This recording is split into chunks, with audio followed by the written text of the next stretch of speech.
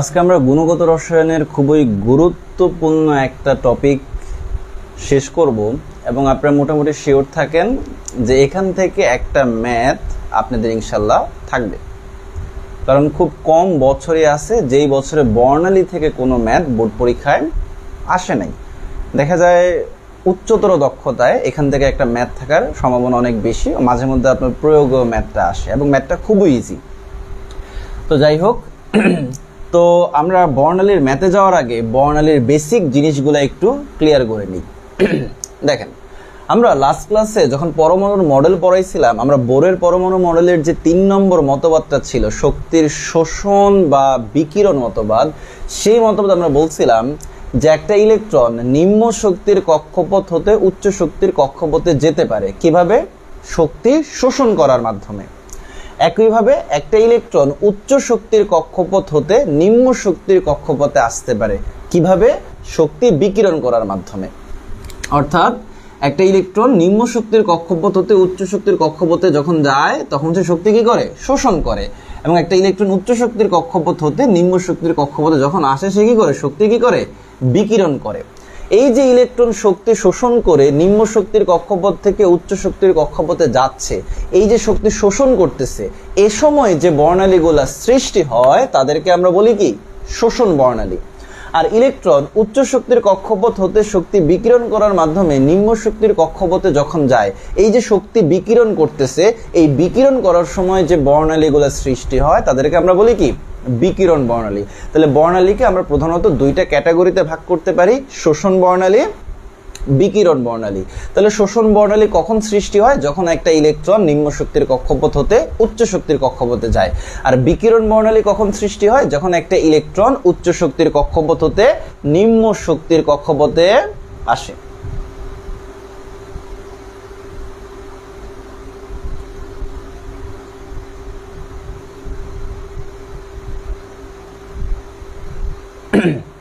আচ্ছা, যাই হোক, এখন দেখেন আমাদের সিলেবাসভুক্ত মূলত হাইড্রোজেন বর্ণালী। এখন এই হাইড্রোজেন বর্ণালীর প্রথম পরিচয় হচ্ছে এটা একটা বিকিরণ বর্ণালী। দেখেন, আপনি যখন বলতেছেন হাইড্রোজেন বর্ণালী, এটা কি ধরনের বর্ণালী? হাইড্রোজেন বর্ণালী মূলত একটা বিকিরণ বর্ণালী। তার মানে হাইড্রোজেন পরমাণুতে যে একটা ইলেকট্রন আছে, এই ইলেকট্রনটা উচ্চ শক্তির কোনো কক্ষপথ হতে যখন নিম্ন শক্তির কক্ষপথে আসবে তখন যে বর্ণালীগুলো সৃষ্টি করবে সেটাকে আমরা কি বলবো? হাইড্রোজেন বর্ণালী বলবো। তাহলে হাইড্রোজেন বর্ণালী কি? বিকিরণ বর্ণালী। তার মানে ইলেকট্রনটা উচ্চ শক্তির কক্ষপথ হতে নিম্ন শক্তির কক্ষপথে আসার সময় কি করবে? এই বর্ণালীটা সৃষ্টি করবে।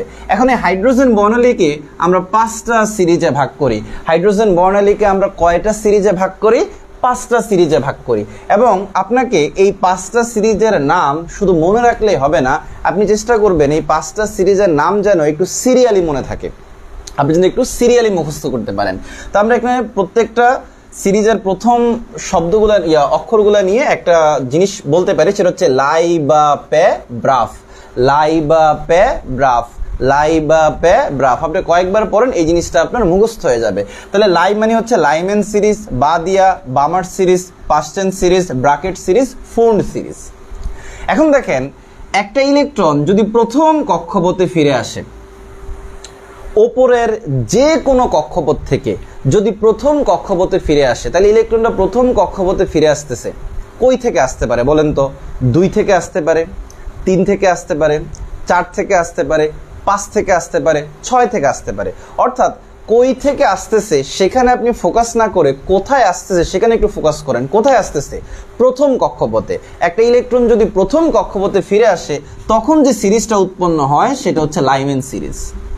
ইলেকট্রনটা যদি দ্বিতীয় কক্ষপথে ফিরে আসে, কই থেকে আসবে? অবশ্যই দ্বিতীয় কক্ষপথ থেকে উচ্চ শক্তির যে কক্ষপথগুলো আছে, অর্থাৎ তৃতীয়, চতুর্থ, পঞ্চম ইত্যাদি। তাহলে ইলেকট্রনটা যদি দ্বিতীয় কক্ষপথে ফিরে আসে তাহলে সেটা কি হবে? বামার সিরিজ। একইভাবে ইলেকট্রনটা যদি তৃতীয় কক্ষপথে ফিরে আসে সেটা হচ্ছে প্যাস্টেন সিরিজ, চতুর্থ কক্ষপথে ফিরে আসলে ব্রাকেট সিরিজ, পঞ্চম কক্ষপথে ফিরে আসলে সেটা হচ্ছে কি? ফুন্ড সিরিজ। তাহলে আপনি মনে রাখবেন কিভাবে, যে একটা ইলেকট্রন যদি প্রথম কক্ষপথে ফিরে আসে, উপরের যে কোনো কক্ষপথ থেকে আসুক। ধরেন আপনাকে বললো একটা ইলেকট্রন তৃতীয় কক্ষপথ থেকে প্রথম কক্ষপথে আসছে, কোন সিরিজ উৎপন্ন হবে? Lyman series. একটা ইলেকট্রন ষষ্ঠ কক্ষপথ থেকে প্রথম কক্ষপথে আসছে, কোন সিরিজ উৎপন্ন হবে? Lyman series. তার মানে কই থেকে আসতেছে সেটা খেয়াল না করে কোথায় আসতেছে সেটাতে আপনি একটু খেয়াল করবেন, তাহলে আপনি সিরিজটা বুঝতে পারেন। তাহলে ইলেকট্রনটা যদি প্রথম কক্ষপথে ফিরে আসে তাহলে লাইম্যান সিরিজ, দ্বিতীয়তে ফিরে আসলে বামার সিরিজ, তৃতীয়তে আসলে প্যাস্টেন, চতুর্থতে আসলে ব্রাকেট, পঞ্চমে আসলে ফুর্ন সিরিজ। এবং একটা ইলেকট্রন যদি ষষ্ঠ কক্ষপথে ফিরে আসে সেটাকে বলা হয় হামফ্রেস সিরিজ। তো আমরা এখানে ওইটা একটু বাইরে রাখছি। বেসিক্যালি আমরা হাইড্রোজেন বর্ণালীর সিরিজ বলতে এই 5টা সিরিজই বুঝি।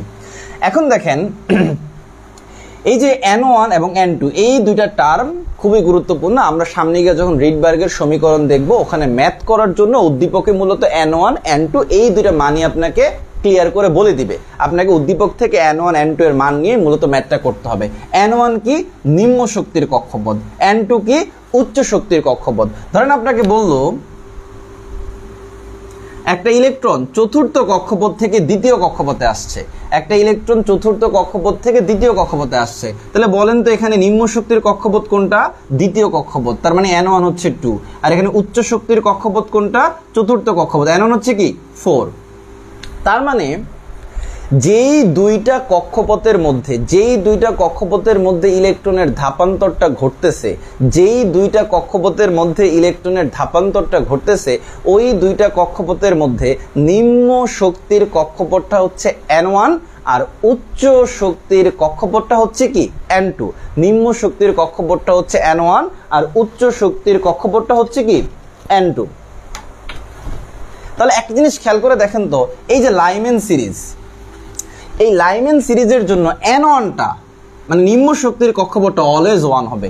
N2টা চেঞ্জ হইতে পারে, N2টা 2 হইতে পারে, 3 হইতে পারে, 4 হইতে পারে, বাট N1টা মানে নিম্ন শক্তির কক্ষপথটা অলওয়েজ কি হবে? N1। একইভাবে বামার সিরিজের জন্য নিম্ন শক্তির কক্ষপথটা অলওয়েজ কি হবে? 2। প্যাস্টেন সিরিজের জন্য N1 কত হবে? 3। ব্র্যাকেটের জন্য N1 কত হবে? 4। আর ফুন্ডের জন্য N1 কত হবে? 5। তার মানে আপনার N1 ইকুয়াল টু 1 হলে, মানে নিম্ন শক্তির কক্ষপথটা যদি প্রথম কক্ষপথ হয় সেটা কোন series? Lyman series. N1 equal to 2 হলে সেটা বামার সিরিজ, N1 ইকুয়াল টু 3 হলে সেটা প্যাস্টেন, 4 হলে ব্র্যাকেট, 5 হলে কি? ফুন্ড। এখন দেখেন এই 5টা সিরিজের মধ্যে আমাদের যে লাইম্যান সিরিজ এটা অতিবেগুনী অঞ্চলে অবস্থান করে। আমাদের লাইম্যান সিরিজটা কোন অঞ্চলে অবস্থান করে? অতিবেগুনী অঞ্চলে অবস্থান করে। তাহলে একমাত্র সিরিজ যেটা আপনি খালি চোখে দেখতে পাবেন, যেটা আপনার কাছে ভিজিবল মনে হবে, যেটা দৃশ্যমান হবে, সেই সিরিজটা হচ্ছে বামার সিরিজ। আর বাকি যে 3টা প্যাস্টেন, ব্র্যাকেট, ফুন্ড, এই 3টা সিরিজ হচ্ছে অবলোহিত অঞ্চলে অবস্থিত। তাহলে মুখস্থ রাখবেন যে লাইম্যান সিরিজ অতিবেগুনী অঞ্চলে অবস্থিত, আমরা ইংরেজিতে বলি আলট্রা ভায়োলেট, সংক্ষেপে বলি ইউভি। বামার সিরিজটা দৃশ্যমান অঞ্চলে অবস্থিত, আর প্যাস্টেন, ব্র্যাকেট, ফুন্ড এই 3টা সিরিজ অবলোহিত অঞ্চলে অবস্থিত, আমরা ইংরেজিতে বলি ইনফ্রারেড, সংক্ষেপে বলি IR। তাহলে যদি কখনো আপনাকে বলে যে একটা ইলেকট্রন তৃতীয় কক্ষপথ থেকে প্রথম কক্ষপথে আসলে বিকিরিত রশ্মি দৃশ্যমান হবে কিনা, তাহলে দেখেন তো এখানে আপনাকে ম্যাথ করার আগেই কিন্তু আপনি বুঝতে পারতেছেন যে দৃশ্যমান হবে কিনা। তাহলে তৃতীয় কক্ষপথ থেকে দ্বিতীয় কক্ষপথে আসছে, কোথায় আসছে? দ্বিতীয় কক্ষপথে। তাহলে দ্বিতীয় কক্ষপথে আসলে কোন সিরিজ উৎপন্ন হয়? বামার সিরিজ। তাহলে এটা অবশ্যই কি হবে? দৃশ্যমান হবে। তার মানে আপনি অঙ্ক করার আগে সিদ্ধান্ত নিতে পারবেন সেটা দৃশ্যমান হবে কি হবে না। তাহলে দেখেন এই হাইড্রোজেন বর্ণালীর এই যে চিত্রটা, এটা অলরেডি ঢাবির অ্যাডমিশনের রিটার্নে একবার আসছিল। সেখানে রিটার্নে কোশ্চেনটা ছিল যে হাইড্রোজেন বর্ণালীর 5টি সিরিজকে চিত্রের সাহায্যে দেখাও, 1 নাম্বার ছিল মেবি। তাহলে আপনি জাস্ট এই চিত্রটা এঁকে দিলেই আপনি 1 পেয়ে যাবেন। ঠিক আছে, ওকে।